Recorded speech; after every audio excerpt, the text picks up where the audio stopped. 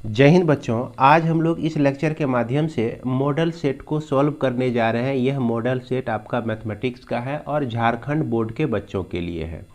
तो इस model set में जैसा कि आप देख रहे हैं कि यह आपका विषयनिष्ठ है, यानी कि सब्जेक्टिव है। सब्जेक्टिव का यह दूसरा लेक्चर है। पहले लेक्चर में हमने सेक्शन ए के सारे प्रॉब्लम को सॉल्व किया था। अगर आप उसको नहीं देखे हैं तो देख सकते हैं, वीडियो आपका इस चैनल पर अवेलेबल है। तो आज जो है हम लोग इसके सेक्शन सी को सॉल्व करने जा रहे हैं। आगे बढ़ते हैं और देखते हैं क्वेश्चन नंबर 15 को। क्वेश्चन नंबर 15 में solve the following system of equation using matrix method. तो इसे मैट्रिक्स मेथड को यूज करके हमको सॉल्व करना है। यही आपका लीनियर इक्वेशंस दिया गया है। तो यहाँ पर ये जो इक्वेशन है आपका देख रहे हैं, यही आपका इक्वेशन है। तो मैट्रिक्स मेथड में हम लोग जानते हैं कि आपको एक इक्वेशन आप जान रहे होंगे कि ये आपका a x equal to b होता है और यहाँ x equal to a inverse हम लोग b लिखते हैं। तो यहाँ पर a क्या है आपका, तो a जो है ये आपका a एक मैट्रिक्स है जो कि हमको मिलता है कहाँ से। इसका जो x का कोफिशिएंट है, फिर y का कोफिशिएंट है, फिर उसके बाद z का कोफिशिएंट है, फिर यहाँ पर 2, फिर इसके बाद y का कोफिशिएंट 1, फिर उसके बाद 3। इस तरह से हम लोग इसको लिखते हैं और जो कि हमको मिल जाता है a। और इसमें x जो है आपका हो जाता है x, y और z हो गया। इसके बाद आपका b जो मैट्रिक्स है ये आपका कहाँ से बनता है, ये आपका बनता है यह 16, 19 और 25। 16, 19 और यह आपका 25। तो सबसे पहला काम होता है कि हमको a इन्वर्स निकालना। अगर इस x यानी कि इस x में x, y, z को निकालना चाहते हैं तो हमको a इन्वर्स निकालना है। तो a इन्वर्स निकालने का क्या है भैया कि एडजॉइंट a हमको निकालना पड़ेगा। एडजॉइंट a निकालने का क्या रूल है कि हर एक टर्म का हमको कोफैक्टर्स निकालना पड़ेगा। तो कोफैक्टर निकालने से पहले सबसे पहले हम ये जान लें कि इसका सॉल्यूशन है कि नहीं। तो इसका सॉल्यूशन निकालने के लिए हम लोग क्या करते हैं, इसको डिटर्मिनेंट फॉर्म में कन्वर्ट कर लेते हैं। ये 5, 3, 1, 2, 1, 3 और उसके बाद 3, 2 और यह आपका 4। इसमें आपका पहले रो के अलोंग ही हम अगर इसको एक्सपेंड करें 5 इंटू, तो 5 से रिलेटेड रो और कॉलम को आप देखिए इस तरह से ढक देंगे, यानी कि आपको बच जाता है 4 माइनस 3 2 6 बच जाता है। फिर -3 लेते हैं हम लोग और यहाँ पर 3 के रो और कॉलम को ढक देते हैं। तो देख रहे हैं आप 4 2 8 मिलता है, -3 3 9 आपका मिलता है। फिर उसके बाद जो है आप 1 को लेते हैं, पहले रो का एलिमेंट तीसरा, और इसके रो और कॉलम को ढक देते हैं। तो 2 2 4 -3 2 1, तो ये आपको 3 × 1 3 मिलता है। तो यहाँ पर इसको सॉल्व करते हैं तो 5 इंटू -2 -3 इंटू -1 अब +1 इंटू 1 और ये आपका हो गया -10 माइनस +4, माफ करेंगे +3 + 1 इक्वल टू ये आपका -6 आ गया। तो -6 आ गया। अब इसके बाद जो है हमको क्या करना है कि यह जो आपका मैट्रिक्स ए दिया गया है इसका एडजॉइंट हम कोफैक्टर्स निकालना है हर एक एलिमेंट का। तो कोफैक्टर को हम लोग A11, A12 और A13 इस तरह से रिप्रेजेंट करते हैं। A11 कैसे निकालते हैं, और ध्यान रखना है आपको कि कोई भी अगर 3/3 डिटर्मिनेंट आपका दिया गया है तो यहाँ पर साइन जो होता है इसका इस तरह से होता है, यानी कि इसका साइन प्लस, इसका साइन माइनस और इसका साइन आपका प्लस, फिर माइनस प्लस माइनस होता है। यानी कि A21 लीजिए तो इसका साइन माइनस, A22 लीजिए तो इसका साइन प्लस, A23 लीजिए तो इसका साइन आपका माइनस होता है। उसके बाद A31 लीजिए तो इसका साइन जो है प्लस, और A32 लीजिए तो इसका साइन जो है आपका माइनस, और A33 लेते हैं तो इसका साइन आपका प्लस। और ये साइन जो है डिपेंड करता है यहाँ पर, इस दोनों को ऐड करके देख लीजिए। अगर इवन नंबर है तो ये प्लस होगा, इस दोनों को ऐड करके देख लीजिए 2 + 3। अगर जो ऑड नंबर है तो आपका माइनस होगा। इस तरह से भी जिस तरह से ध्यान रखना चाहते हैं रख सकते हैं आप। अब यहाँ पर आपको 5 का निकालना है कोफैक्टर। तो कोफैक्टर निकालने के लिए क्या करेंगे, 5 को हम ढकते हैं, 4 × 1 तो ये आपका 4 होता है, 3 × 2 = 6 तो -6 हो गया, तो ये आपका निकल गया 2 निकल गया। इसके बाद सॉरी -2 निकल जाता है। इसके बाद यहाँ पर 3 का इस कोफैक्टर लेते हैं, तो 3 का रो और कॉलम को हम लोग ढक देते हैं, 4 × 2 = 8 माइनस आपका 9 हो गया, तो ये आपका 1 हो जाएगा। A31 तो 1 का जो कोफैक्टर निकालना है, तो 1 के रो और कॉलम को हम लोग ढक देते हैं, 2 × 2 = 4 हो गया, अब -3 × 1 तो -3, ये आपका 1 हो जाता है। तो इसके बाद हम दूसरे रो में चलते हैं, तो 2 का कोफैक्टर हमको निकालना है, तो 2 का रो और कॉलम को हम लोग ढक देते हैं, 4 × 3 = 12 हो गया आपका, अब माइनस कितना हो गया, 2 हो गया। तो इस तरह से ये आपको मिला -10 मिला।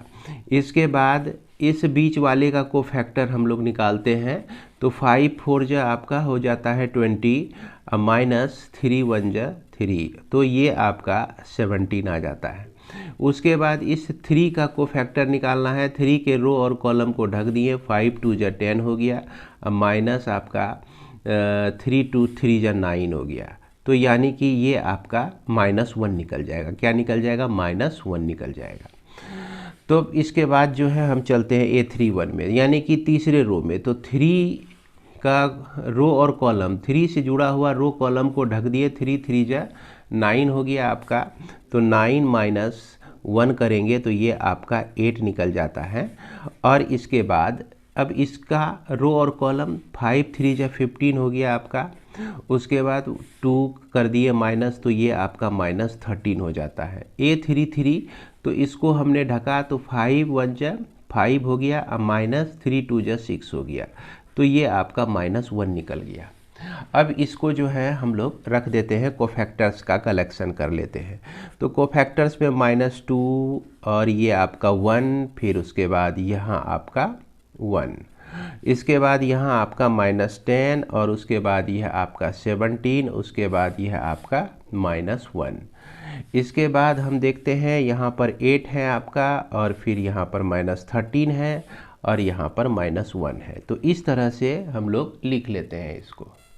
अब इसको हम लोग क्या कह सकते हैं, एडजॉइंट ए तभी कह सकते हैं जब इस पर हम लोग क्या कर देंगे, ट्रांसपोज ले लेंगे। तो ट्रांसपोज हम लिखने कैसे लिखते हैं कि जो रो में होता है उसको कॉलम में ला लेते हैं, -2 1 और ये 1 हो गया आपका, फिर -10 और यह 17 और उसके बाद -10 17 और ये -1, और फिर 8 - 13 8 - 13 और यह आपका -1। तो रो और कॉलम को इंटरचेंज कर दिए, तो ये हमको एडजॉइंट ए मिल जाता है। इसके बाद एडजॉइंट ए को अगर हम चाहते ए को डिटर्मिनेंट ए से डिवाइड कर दें, तो यही चीज़ हमारा ए इन्वर्स हो जाता है। तो क्या करेंगे कि यहाँ पर हम लोग 1/-6 से इसको मतलब मल्टीप्लाई कर दिए। यहाँ पर डिटर्मिनेंट ए का वैल्यू जो है आपका -6 आया हुआ है, तो यहाँ 1/-6 हम लगा दिए, तो ये चीज़ हो गया आपका ए इन्वर्स। अब हम लोग चलते हैं इक्वेशन पर। ये x = A इन्वर्स B होता है, तो x कहने का मतलब हो गया XYZ हो गया आपका, क्या हो गया, यह XYZ हो गया। इसके बाद A इन्वर्स कहने का मतलब हो गया यही चीज़, -1/6 हो गया आपका, -2 -10 और यह 8 1 और यह 17 और उसके बाद -13, ये 1 लीजिए, -1 लीजिए, -1 लीजिए। उसके बाद यहाँ जो आपका B है, तो B का वैल्यू आपका 16 19 और यह 25 है। अब यहाँ पर देखिए 3/3 मैट्रिक्स है और 3/1 मैट्रिक्स है यह, तो यहाँ पर ये 3 कैंसिल कर देते हैं, तो अगला जो हमको प्रोडक्ट में मैट्रिक्स मिलने वाला है 3/1 का मिलने वाला है। तो क्या नियम है, -2 × 16 तो -32 हो गया आपका, फिर उसके बाद -10 × 19 यह आपका -190 हो गया, फिर उसके बाद 8 × 25 तो +200 हो जाएगा यह आपका, इसके बाद 1 × 16 तो यह आपका 16 हो जाएगा। अब फिर उसके बाद 17 × 19 करेंगे तो यह आपका 325 आ जाएगा, देख लीजिएगा, माफ करेंगे 323 हो जाएगा, है ना। अब फिर उसके बाद -13 को 25 से मल्टीप्लाई करते हैं, तो यह आपका माइनस में 325 आता है, माइनस में 325। उसके बाद 1 को 16 से, तो यह आपका 16 हो गया, माइनस 19 हो गया, यहाँ पर माइनस 25 हो गया। इसको आप सॉल्व कर दीजिए और इसके साथ जो है -1/6 लगा हुआ है, -1/6 लगा हुआ है। इसको जब सॉल्व करेंगे तो ये आपको मिलता है -22। यहाँ पर इस दोनों को देखते हैं तो ये -2 एक छोड़ता है, -2 और 16 में -2 घट गया, तो ये आपका हो गया 14 +14। उसके बाद यहाँ पर ये आपका -28 हो जाएगा इसको सॉल्व करने के बाद।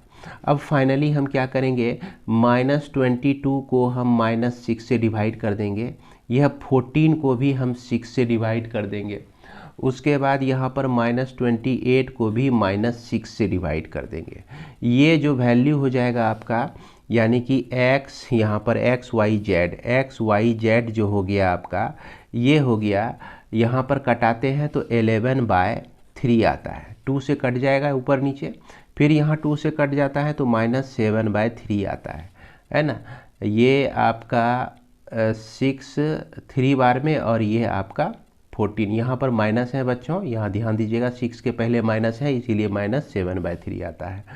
और ये आपका 7 टाइम्स में, यहाँ दोनों माइनस माइनस प्लस हो जाएगा, ये 3 बार में, यह 14 बार में, तो यहाँ पर हमारा क्या हो गया, 14/3 हो गया, 14/3 हो गया। तो फाइनली हम लोग देखते हैं क्या कि x का वैल्यू जो है 11/3, y का जो वैल्यू है आपका -7/3, और z का जो वैल्यू है ये आपका 14/3 आता है। यही आपका क्या हो जाएगा। इसके बाद आपका क्वेश्चन नंबर 16 में क्या कह रहा है, find the maximum and minimum value of the following function. तो यहाँ आपका fx इक्वल टू दिया गया है, इसको हम नोट करते हैं।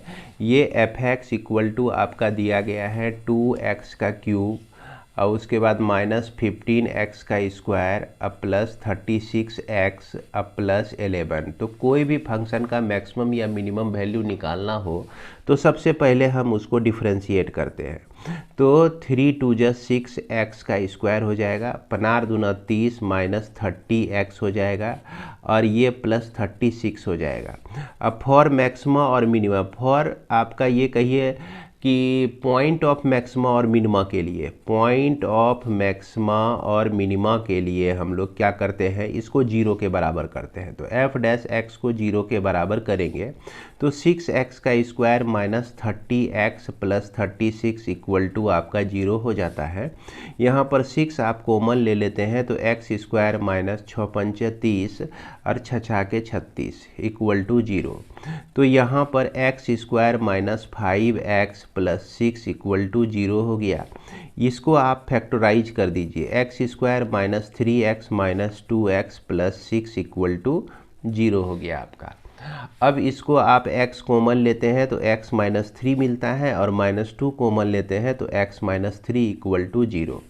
इस तरह से x -3 एक फैक्टर हो जाता है और x -2 एक फैक्टर हो जाता है।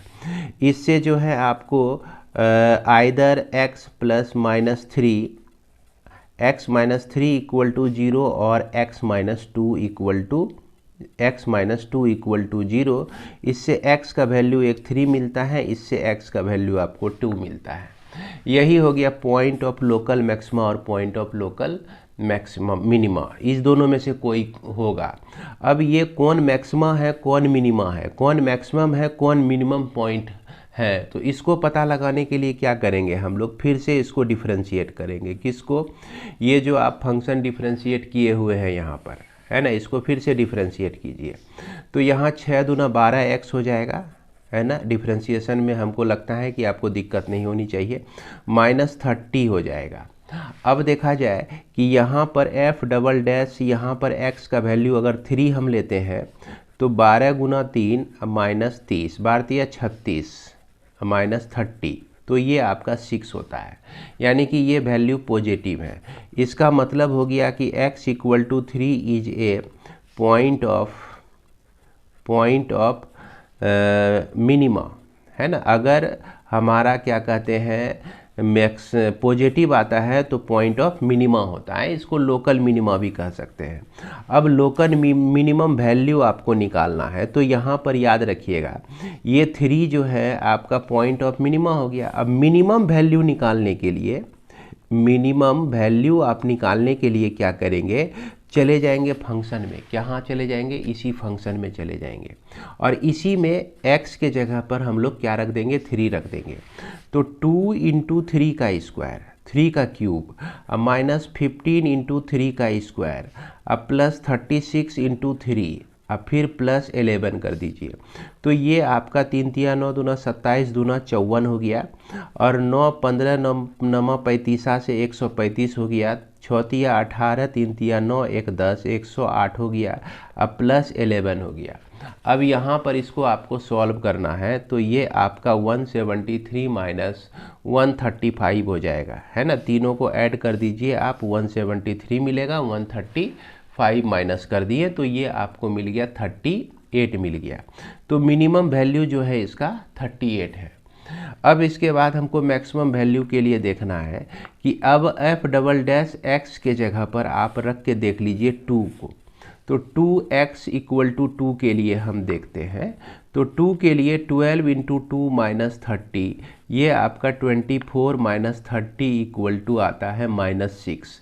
इसका मतलब हो गया कि x equal to 2 is a point of क्या हो गया, मैक्सिमा हो गया। क्या हो गया, ये मैक्सिमा हो गया, यानी कि लोकल मैक्सिमा भी आप इसको बोल सकते हैं।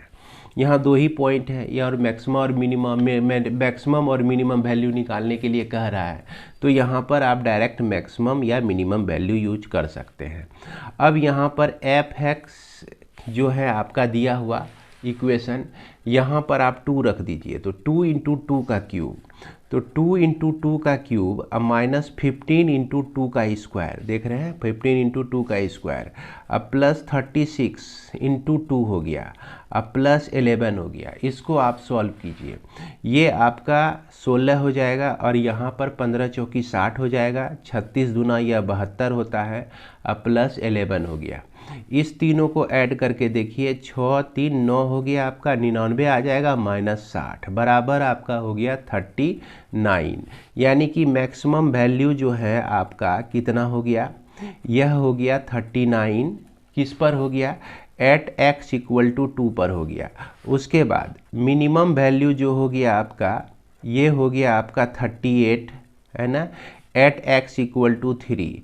यहाँ पर कंफ्यूज नहीं होइएगा, अगर यहाँ कंफ्यूज हो रहे हैं कि सर ये छोटा वैल्यू है, इसका वैल्यू बड़ा आ गया, ये बड़ा है इसमें छोटा आ गया, तो इस मैक्सिमम मिनिमम को शुरू से पढ़िए, आपको सारा समझ में आ जाएगा। और मेरे चैनल पर जो है आपका अवेलेबल है मैक्सिमम मिनिमम RS अग्रवाल का सॉल्यूशन पूरा आपको मिल जाएगा। आगे बढ़ते हैं। इसके बाद हमारा क्वेश्चन नंबर 17 में क्या कह रहा है कि find the area lying above x axis and included between the circle, ये सर्कल हो गया, and inside the parabola y square equal to 4x। तो यहाँ पर इसका जो है आपका एरिया बाउंडेड रीजन है यह, इसमें एरिया आपको निकालना है। तो चलिए इसका सबसे पहले हम लोग फिगर ड्रॉ करते हैं। तो फिगर ड्रॉ करने के लिए ध्यान दीजिए, इधर एक तो आपका सर्कल दिया गया है x square plus y square equal to 8x दिया गया है। अब देखिए इसको जो है, इस सर्कल का हम लोग सेंटर ढूंढने की कोशिश करते हैं। x स्क्वायर माइनस 8x लिख सकते हैं और यहाँ पर प्लस वाई स्क्वायर लिख सकते हैं आप, इक्वल टू आपका 0 होगा अगर ये लेफ्ट साइड में चला आया तो।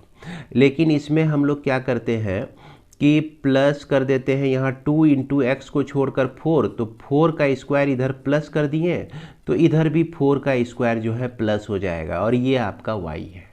अब देखिए इस तीनों को मिलाकर x माइनस 2 का होल स्क्वायर लिख सकते हैं और y माइनस 0 का होल स्क्वायर लिख सकते हैं और यह 4 का स्क्वायर लिख सकते हैं। यानी कि इसका जो सेंटर हो गया, ध्यान दीजिएगा, सेंटर जो हो गया आपका 2 0 हो गया और इसका जो रेडियस हो गया 4 हो गया। अब चलिए हम लोग ड्रॉ करते हैं इसके ग्राफ को। तो यहाँ पर इसका सेंटर ढूंढिए आपका सेंटर जो हो जाएगा, सॉरी 4 हो जाएगा, यहाँ पर माफ़ करेंगे, ये आपका 4 हो जाएगा। तो 4 0 इसका सेंटर हो गया। तो 4 0 ये पॉइंट आपका 4 0 मान लेते हैं, और इस पॉइंट यहाँ से 4 और इसका रेडियस 4। तो यहाँ से इस तरह से आपका एक सर्कल ड्रॉ हो जाएगा, इस तरह से एक सर्कल ड्रॉ हो जाएगा। किसके लिए? इस इक्वेशन के लिए। इस इक्वेशन का जो सर्कल होगा इस तरह से हमको मिलेगा। अब दूसरा इक्वेशन जो है आपका Y square equal to 8x है, क्या है, माफ़ करेंगे 4x दिया गया है। तो यह जो है पैराबोला है आपका, Y square equal to 4x दिया गया है। तो इस पैराबोला का जो, ये जो पैराबोला का जो वाई स्क्वायर है, मतलब कि इस पैराबोला का जो आपका पेंदी होगा कहाँ पर जाएगा, यह आपका ये चला जाएगा, आपका वाई एक्सिस पर चला जाएगा, है ना। तो ये आपका पैराबोला हो गया। थोड़ा सा इसमें सुधार कर लीजिएगा, ये लाइन को नेगलेक्ट कर दीजिएगा, इसको आप टेकल कर लीजिएगा। अब यहाँ पर एक बार फिर से प्रॉब्लम में आइए। प्रॉब्लम में कहता है कि x अक्ष के ऊपर, तो भैया ये है आपका x अक्ष, और इसके ऊपर का रीजन जो हो गया आपका यही हो गया। कौन सा हो गया? यही रीजन हो गया। तो इस रीजन का आपको एरिया निकालना है। तो इस रीजन का एरिया निकालने के लिए हम सबसे पहले ढूंढेंगे कि यहाँ जो ये कट कर रहा है एक दूसरे को, तो पॉइंट ऑफ इंटरसेक्शन इसका क्या है। तो पॉइंट ऑफ इंटरसेक्शन निकालने के लिए फिर चलते हैं हम लोग, x square plus y square equal to 8x है आपका। अब फिर ये इक्वेशन नंबर 1 और ये इक्वेशन नंबर 2, इसमें वाई स्क्वायर का वैल्यू रख दीजिए। तो x square plus 4x equal to 8x, यानी कि एक्स स्क्वायर इक्वल टू आपका हो गया 4x, ये 4x उधर जाके माइनस हो जाएगा, यानी कि x square minus 4x equal to 0। इससे आपको मिल गया x into x minus 4 equal to 0, यानी कि इससे x का एक वैल्यू 0 और x का वैल्यू जो है आपको 4 मिलता है। तो यहाँ पर y का जो वैल्यू हो जाएगा 0 हो जाएगा, और यहाँ पर y का वैल्यू जब इस x में रखेंगे, x का वैल्यू यहाँ पर, तो यह भी 4 हो जाएगा आपका, प्लस माइनस 4 होगा। तो यहाँ देख रहे हैं कि यह 0 0 पर एक जगह इंटरसेक्ट कर रहा है सर्कल और ये आपका पैराबोला, और एक पॉइंट 4 4 पर, ध्यान दीजिएगा कहाँ पर, 4 4 पर जो है इंटरसेक्ट कर रही है, काट रही है। अब हमको एरिया निकालना है। तो एरिया निकालने के लिए हम देख रहे हैं क्या कि एक्स एक्सिस से ऊपर यहाँ तक आते हैं तो कौन काम कर रहा है भैया, ये आपका पैराबोला एक्टिव है। उसके बाद जब इधर जाते हैं तो हम क्या देखते हैं, 4 से लेकर यहाँ पर 8 तक में जो है आपका कौन एक्टिव है, ये आपका सर्कल एक्टिव है।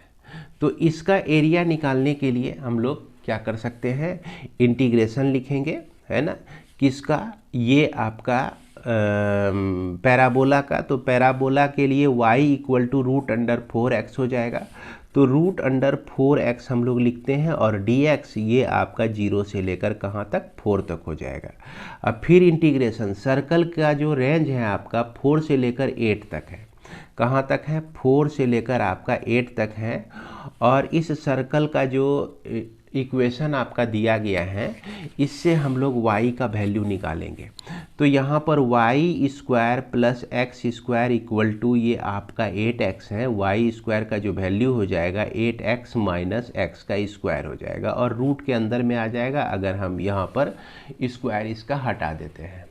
तो ये आपका हो जाता है √8x माइनस एक्स का स्क्वायर dx हो गया। तो अब हम इसको सॉल्व करते हैं। तो यहाँ पर ये हो गया आपका एरिया। इसका इंटीग्रेशन तो बहुत आसान है, √4 है तो यहाँ पर 2 आपका बाहर आ गया, और x पर पावर आपका हाफ हो गया, dx हो गया 0 से लेकर 4 तक। उसके बाद यहाँ पर इंटीग्रेशन 4 से लेकर 8 तक हो गया। और इसको देखिए कैसे हम लोग लिखते हैं, इसको क्या किए हम कि 4 का स्क्वायर को प्लस कर दिए और माइनस 4 का स्क्वायर कर दिए। अब फिर ये 8x है आपका, और माइनस x का स्क्वायर है, और ये आपका dx है। अब इसका जरा सा सॉल्यूशन देखिए, यहाँ पर 4x स्क्वायर है आपका, माफ़ करेंगे 4 स्क्वायर है। अब इसमें अगर माइनस कॉमन ले लेते हैं तो ये आपका x square minus 8x minus plus 4 का स्क्वायर आपको यहाँ पर बचता है। पहले हम एक्स स्क्वायर को ही लिख दिए माइनस कॉमन लेके, तो यहाँ पर 4 स्क्वायर माइनस एक्स माइनस 4 का होल स्क्वायर ये आपका हो जाता है। यानी कि यह जो आपका हो गया इंटीग्रांट, यानी कि 4 से लेकर 8 तक, और यह आपका 4 स्क्वायर माइनस एक्स माइनस 4 का स्क्वायर dx, और ये जो इंटीग्रेशन हो गया आपका, याद कीजिए ए स्क्वायर माइनस एक्स स्क्वायर का इंटीग्रेशन पे चला आया, स्पेशल इंटीग्रेशन पर, जिसका इंटीग्रेशन आपका क्या होता है, x/2 लिख सकते हैं, रूट अंडर ए स्क्वायर माइनस एक्स स्क्वायर लिखते हैं, फिर उसके बाद प्लस ए स्क्वायर बाय 2, फिर उसके बाद साइन इन्वर्स हो जाता है, x/a हो जाता है, यही इसका इंटीग्रेशन होता है। तो इसी पर हम लोग इसको बिठा देंगे। तो इसके पहले जो ये आपका दिया गया है, इसका इंटीग्रेशन x पर पावर 3/2 हो जाएगा, हाफ प्लस 1 अब बाय 3/2 यानी कि 2/3 हो जाएगा यह बाहर में, और इसका लिमिटिंग वैल्यू जो है आपका 0 से लेकर 4 तक है। और यहाँ पर प्लस, यहाँ पर इसका इंटीग्रेशन जो हम लोग लिखेंगे x/2, कहने का मतलब x माइनस 4/2 लिखेंगे, रूट ओवर ए स्क्वायर माइनस एक्स स्क्वायर, यानी कि 4 स्क्वायर माइनस एक्स माइनस 4 का स्क्वायर लिखेंगे हम लोग, फिर प्लस लिखेंगे, और यहाँ ए स्क्वायर बाय 2 है, तो ए स्क्वायर बाय 2 कहने का मतलब कि 4 स्क्वायर बाय 2 लिखिए, और साइन इन्वर्स लिख दीजिए, x का वैल्यू x माइनस 4 बाय, और a का जो वैल्यू है आपका 4 हो गया, और इसका वैल्यू 4 से लेकर आपका 8 तक हो जाएगा। अब इसमें थोड़ा सा इधर देख लेते हैं, यह 4 बाय आपका 3 हो जाएगा, और यहाँ जब 4 रखते हैं तो 4 का स्क्वायर 4 पर पावर 3/2 यानी 2 पर पावर 3/2, 2 पर पावर कट गया, ये आपका 8 आ जाएगा, ये आपका क्या आ जाएगा, 8 आ जाएगा। इसके बाद 0 रखने से तो यह 0 ही हो जाएगा। अब इसमें चलते हैं हम लोग, इसका वैल्यू निकालने में एक चीज़ ध्यान दीजिए कि अगर इस 4 को आप यहाँ रखते हैं तो इसके चलते ये सारा 0 हो जाता है, इस 4 को यहाँ भी रखते हैं तो इसके चलते यह सारा सिस्टम 0 हो जाता है। अब जो भी वैल्यू इसमें मिलने वाला है 8 के चलते मिलने वाला है, तो 8 माइनस 4 करेंगे तो 4/2 आ जाता है आपका, रूट अंडर, यहाँ पर देखिए 4 का स्क्वायर हो गया, इसके बाद माइनस 8 माइनस 4 कहने का मतलब 4, तो 4 का स्क्वायर होने से यह भी 0 ही हो गया। अब फिर यहाँ पर 4 का स्क्वायर बाय 2 तो रहेगा ही, और साइन इन्वर्स हम लोग लिखेंगे, 8 माइनस 4, 8 रखते हैं तो 4/4 आता है आपका। तो इस तरह से ये सिस्टम भी आपका 0 ही हो गया। और एक बात ध्यान देना है कि यहाँ 8 जो है प्लस में है, और ये आपका प्लस में ही रहेगा, इसके पहले जो है आपका 4/3 इंटू 8 आ जाएगा, तो 8 चौके 32/3 है ना, 32/3 ये हो जाएगा। और यहाँ पर जो है आपका 4/2 कहने का मतलब कि 16/2 यानी कि 8 हो गया, और साइन 1 कहने का मतलब कि आपका π/2 हो जाएगा, क्योंकि साइन 90 डिग्री यानी π/2 का वैल्यू 1 होता है, और इसके पहले आपका साइन इन्वर्स है, तो ये आपका π/2 हो जाएगा। तो फाइनली देखिए यही चीज़ हमको मिल जाता है, इसका एरिया, इसका जो एरिया मिल जाता है ये आपका 32/3 मिल जाता है, और यहाँ पर 4π लिख दीजिए, 2 से यह 4 बार में कट गया, तो यही आपका क्या हो जाएगा। अब हम लोग देखते हैं क्वेश्चन नंबर 18 को। यहाँ क्वेश्चन नंबर 18 में कह रहा है कि find the shortest distance between the following lines. तो इस दोनों लाइन के बीच न्यूनतम दूरी निकालना है आपको। तो चलिए इस लाइन का नेचर हम लोग चेक करते हैं कि किस तरह का लाइन है। यही आपका लाइन दिया गया है। उसके बाद देखिए लेमडा के साथ जो भी वेक्टर दिया गया है, म्यू के साथ जो भी वेक्टर दिया गया है, तो सेम सेम वेक्टर है। तो इसका मतलब ये दोनों जो हो गया आपका पैरेलल वेक्टर हो गया। तो पैरेलल वेक्टर के कंडीशन में हम लोग डिस्टेंस के लिए फॉर्मूला आपको याद दिला दें कि यह जो डिस्टेंस फॉर्मूला होता है आपका a2 माइनस a1 का वेक्टर का क्रॉस प्रोडक्ट आपका b वेक्टर के साथ, और उसके बाद b वेक्टर का हम लोग मैग्नीट्यूड लिखते हैं। अगर दोनों पैरेलल नहीं होता है तो आपको याद होगा कि a2 vector minus a1 vector और क्रॉस प्रोडक्ट आपका dot product b1 vector into b2 vector, है ना। यहाँ अगर ये दोनों अलग अलग हो तो ऐसे स्थिति में हम लोग इसको यूज करते हैं। तो यहाँ पर आपका क्या है, पैरेलल है, तो इसीलिए ये फॉर्मूला की ज़रूरत ही नहीं है, सिर्फ हमने याद दिला दिया आपको।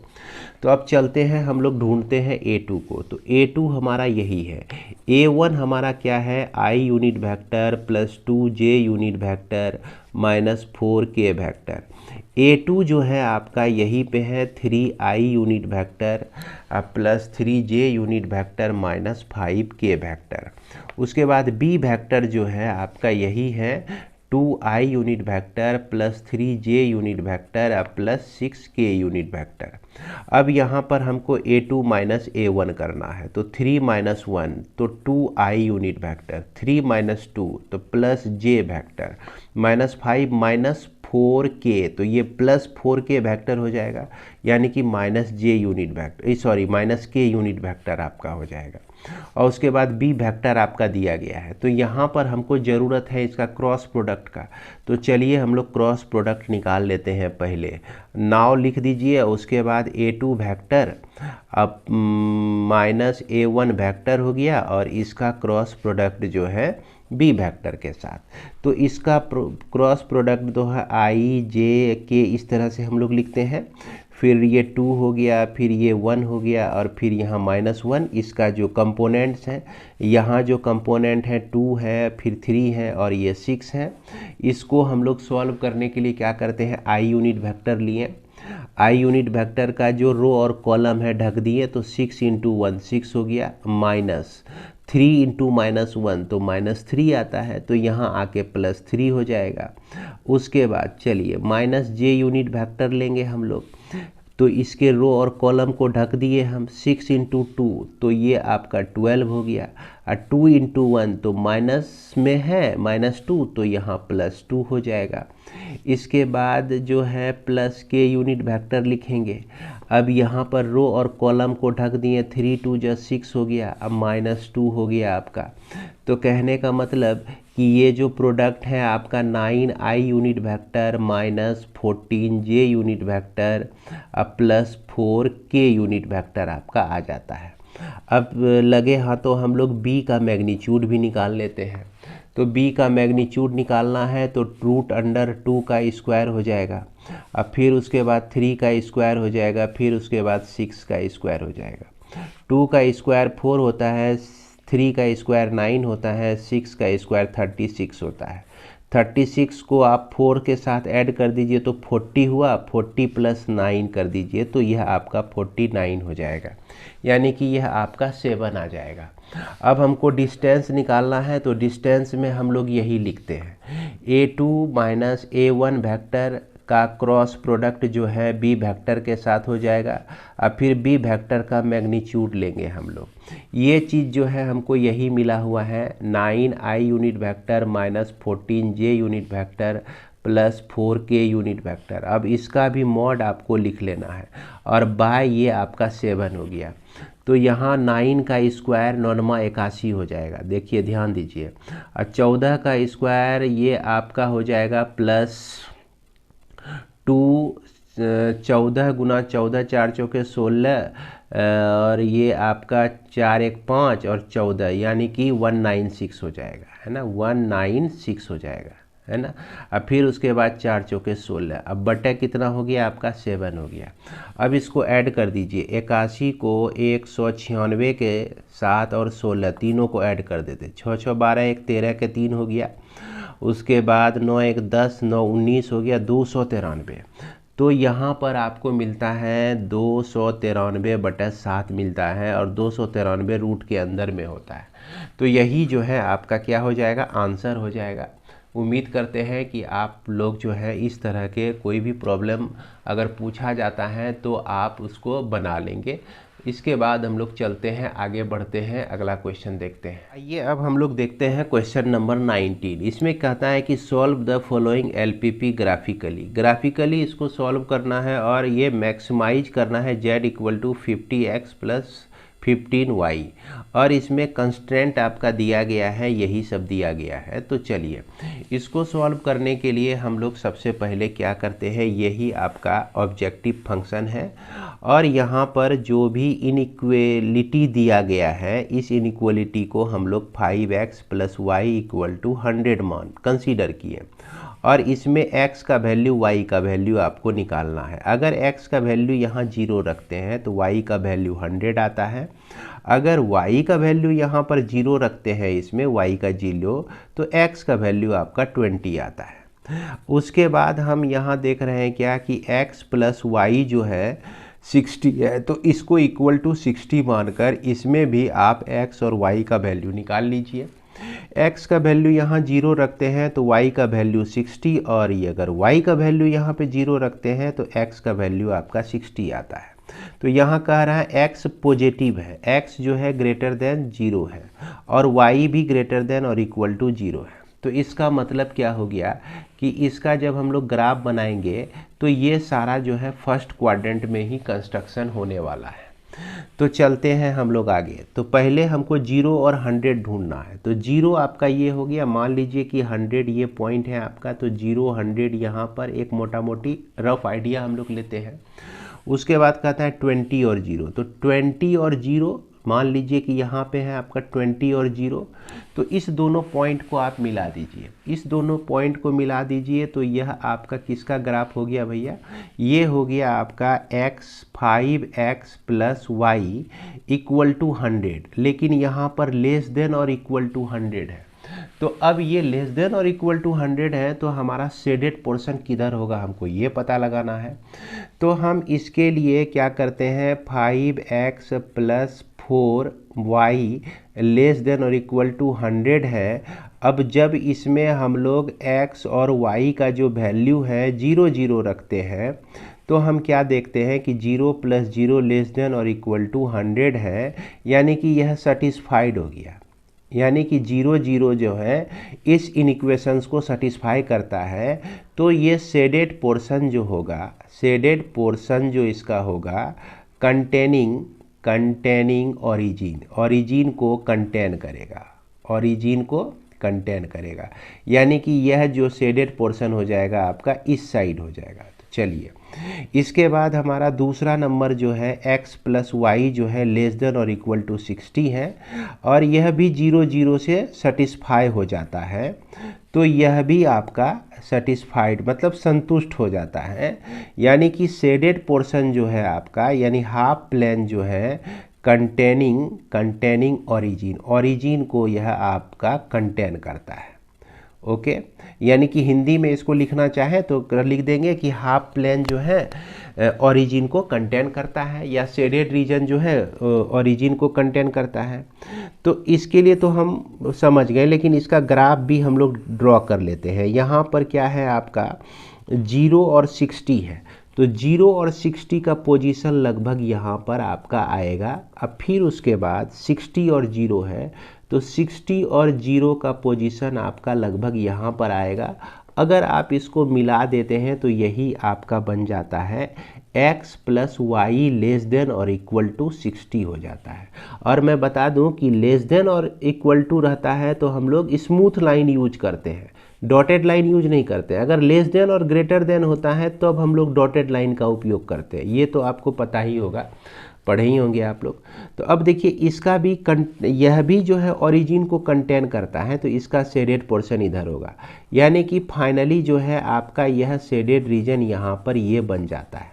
तो थोड़ा सा यहाँ पर एक चीज़ को नेगलेक्ट कर लीजिएगा आप लोग, ये जो यहाँ पर लाइनिंग हो गया है ये आपका, इसको नहीं मानते हुए आप इस शेडेड पोर्शन को समझिएगा जिसको हमने पूरी तरह से डार्क कर दिया है। तो ये आपका हो गया। अब यहाँ पर देखिए इस दोनों इक्वेशन का इंटरसेक्टिंग पॉइंट क्या है, तो इस दोनों इक्वेशन का इंटरसेक्टिंग पॉइंट निकालना है। तो x + y = 60 है, x + y = 60 है। तो इंटरसेक्टिंग पॉइंट निकालने के लिए थोड़ा सा सॉल्व हम लोग फिर से करते हैं। ये इक्वेशन 1 माना हुआ है और ये इक्वेशन आपका 2। तो इसमें 1 में जो है y का वैल्यू हम लोग पुट कर देते हैं। तो यहाँ 5x है, अब प्लस y है, तो y का वैल्यू जो है 60 माइनस x हो जाएगा। देखिए y का वैल्यू जो निकालेंगे तो x उधर जाता है, तो 60 माइनस एक्स अब इक्वल टू आपका 100 हो गया। और यहाँ पर 5x माइनस एक्स यानी कि 4x इक्वल टू 100 माइनस 60 जो हो गया 40 हो गया। x का वैल्यू 10 निकल गया और y का वैल्यू कितना निकल जाएगा भैया? अगर यहाँ पर x का वैल्यू 10 रखते हैं तो y का वैल्यू 50 निकल जाएगा।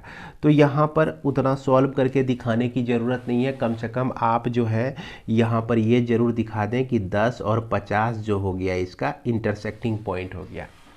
अब देखिए ये पॉइंट 20 है, ये पॉइंट 060 है, तो इसका फिजिबल सॉल्यूशन क्या हो गया? फिजिबल सॉल्यूशन है ना। फिजिबल सॉल्यूशन में हम क्या देख रहे हैं कि पॉइंट्स हमको मिल रहा है 060 एक मिल रहा है और 20 मिल रहा है और एक 10 और 50 मिल रहा है, और ये जो है आपका रीजन फिजिबल रीजन हो जाता है। अब इसमें मैक्सिमाइज आपको किसको करना है? 50x प्लस 15y को। और जब हम यहाँ पर 0 और 60 लेते हैं तो z का वैल्यू 50 इंटू 0 प्लस 15 इंटू 60 कर दीजिए, है ना। तो 15 ये आपका हो जाएगा 6 पंचे 30 हो जाएगा और उसके बाद 6 3 9 900 हो जाएगा आपका। यहाँ तो 0 हो जाएगा। अब फिर 20 और 0 को जब लेते हैं तो z का वैल्यू आपका क्या आता है? तो z का वैल्यू आता है 50 इंटू 20 प्लस 15 इंटू 0। तो ये आपका हो जाएगा 5 दूना 10, है ना, और ये आपका 1000 हो जाएगा। अब फिर उसके बाद 10 और 50 इसका वैल्यू लेते हैं तो z का वैल्यू क्या आता है? तो 50 को गुना कर दीजिए 10 से और फिर 15 को गुना कर दीजिए 50 से। तो ये आपका हो गया 500 अब प्लस ये हो गया 750 यानी कि 1250। तो यहाँ पर मैक्सिमम वैल्यू हमको क्या दिख रहा है? यही दिख रहा है कि नहीं। साथ जो है आपका सेक्शन सी का भी सारा प्रॉब्लम समाप्त होता है और उम्मीद करते हैं कि आप लोग जो है पूरा जोर लगा के तैयारी कर रहे होंगे, दिमाग को इधर उधर नहीं जाने दे रहे होंगे, क्योंकि ये वैसा समय है इसमें आप जितना मेहनत करेंगे उतना आपके लिए अच्छा रहेगा। और अंत में मैं बेस्ट ऑफ लक कहना चाहूँगा और इसी के साथ मैं विदा लेता हूँ। जय हिंद, जय भारत।